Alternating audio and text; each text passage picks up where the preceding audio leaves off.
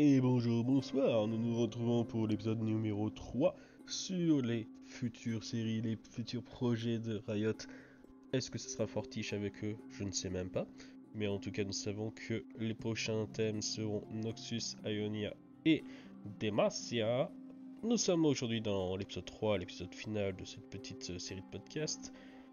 Et vous allez voir que Ionia, ça me pose beaucoup de problèmes. Nous entrons dans la partie 1. Pourquoi Ionia me pose beaucoup de problèmes? Car tout simplement, je ne maîtrise pas très bien le lore de cette région. Ce lore est très complexe et il faut connaître, je pense, beaucoup de détails pour tout maîtriser.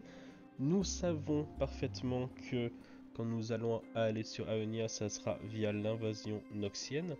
Du coup, le problème c'est que je ne sais pas, tiens, ce personnage pendant l'invasion précisément, qu'est-ce qu'il est en train de faire? Est-ce qu'il a une importance cruciale dans ce moment-là? Oui ou non? C'est pour ça que je vais avoir un peu de mal à classer tout ça. Nous pouvons commencer, je n'ai qu'un seul personnage dans la partie 1. Non, je dis n'importe quoi. J'ai deux personnages dans la partie 1. J'ai Irelia. Je ne sais plus ce qu'elle a fait. Voilà, je vais souvent dire ça. Hein. Je sais plus ce qu'elle a fait. Mais elle a fait quelque chose de très important pendant la guerre. Je sais plus, je crois qu'elle a coupé le bras d'un personnage. Ah, mais c'est elle qui a coupé le bras de Swain, si je dis pas de conneries. Du coup, forcément, le personnage principal côté Aeonia, ce sera Irelia, ça c'est quasiment certain. Deuxième personnage que j'ai mis, c'est Karma. Elle n'est pas populaire comme personnage. En même temps, c'est un perso de con.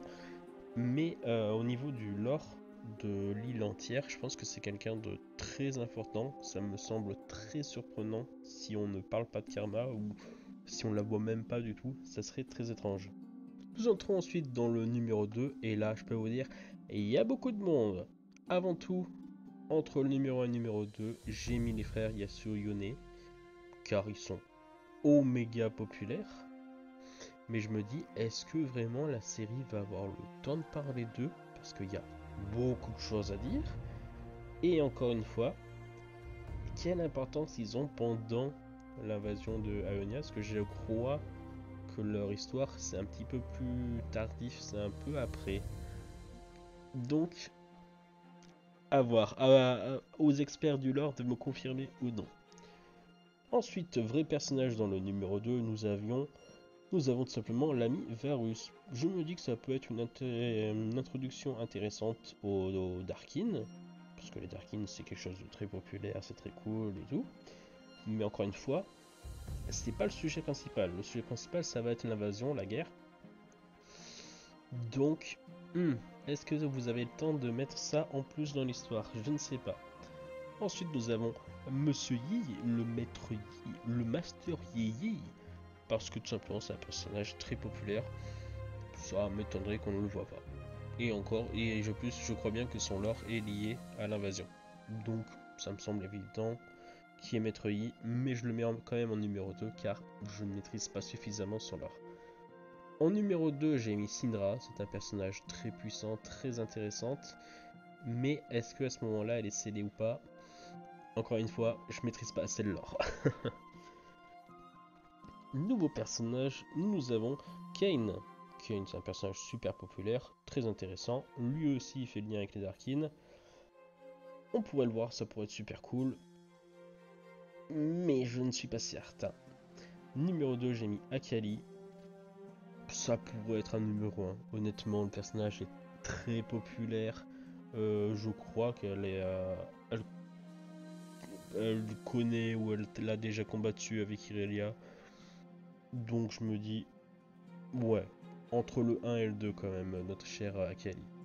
Ensuite, nous avons Monsieur Lessine Echo, comme il dit le petit con. Il est populaire, mais je ne connais pas suffisamment son lore. Ensuite, nous avons Jin. Il est super populaire, il est super cool. Est-ce qu'il a un lien avec l'invasion? Je ne maîtrise pas suffisamment le sujet. J'ai envie de faire des vidéos sur des sujets pour vous parler de sujets que je ne maîtrise pas, vous voyez? Mais j'ai quand même envie de le faire, j'ai quand même envie de parler de tout ça. Et n'hésitez pas, si vous y connaissez mieux que moi, dites-moi les moments où je dis de la merde ou pas. C'est tout le principe, c'est tout le but. Et oui, mon cher Tilly. Ensuite, nous avons... attention, nous avons Shen et Z. C'est un morceau de l'histoire d'Eonia assez important. Mais au niveau de la guerre, est-ce que ça vend? Est-ce que ça ferait? Je ne sais pas. Et surtout, c'est un morceau de l'histoire qui nécessite quand même du temps. C'est pas un truc qui va se faire en un épisode. Je doute qu'ils aient le temps de faire tout ça. Ensuite, nous avons Harry, personnage super important, super populaire. C'est un personnage qui voyage quand même pas mal dans le monde. Donc, pourrait être un personnage qu'on revoit de région en région, pourquoi pas. Je me dis que ça peut être intéressant. Nous avons ensuite le couple Xayah-Rakan, mais je crois encore une fois que leur histoire se déroule après l'invasion. Mais ce sont des personnages très populaires, très cool. Bon, Rakan je m'en branle un peu, mais Xayah c'est l'ADC, elle est super cool avec ses plumes. Rafale de plumes, si t'as vu. Donc, moi j'aimerais bien les voir, mais j'en doute. Nous entrons ensuite dans le numéro 3. Au numéro 3, j'ai mis un seul personnage, c'est tout simplement Monsieur Kennen. Est-ce qu'on verrait Monsieur Kennen? Parce que déjà on le voit dans le clip Awaken où c'est centré sur l'invasion.